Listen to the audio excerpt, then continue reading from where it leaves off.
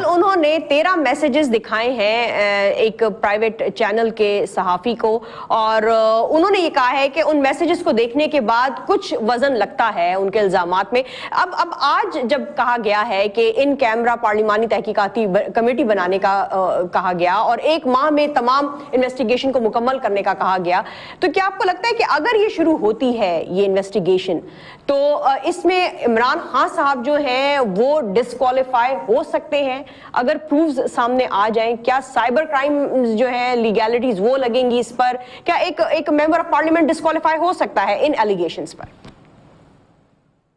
62-63 اگر ہے تو اس کے تحت depending on the nature of the messages, اگر وہ ریئلی ہراسنگ میسیجز ہیں، دیر از نو رسپانس، اگر تو وہ رسپونڈ کر رہی ہیں، اگر کانورسیشن ہے جو وہ رسپونڈ کیے آ رہی ہیں، اینڈ شی از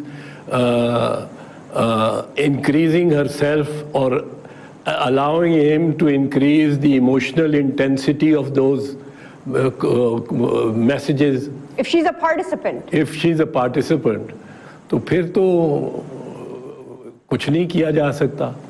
لیکن اگر وہ ہراسمنٹ کر رہے ہیں اور وہ she is resisting and she is saying shut up, please stop، اور اپنا فون آف کر رہی ہیں، تو پھر I don't know what the facts are, what the messages are. لیکن اس قسم کے جرم کہہ لیں یا اس قسم کے اس پر آپ کے خیال میں عمران خان ڈسکوالیفائی کیے جا سکتے ہیں؟ It depends on the nature of the messages. If they are just simple messages with dear Aisha such and such, a normal message. لیکن وہ کہہ رہی ہیں کہ وہ اپروپریٹ نہیں ہے۔ ہاں وہ کہہ رہی ہیں نا، پر وہ جب وہ دیکھا جائے گا تو کیا کہا جا سکتا ہے۔ لیکن یہاں پر ایک اور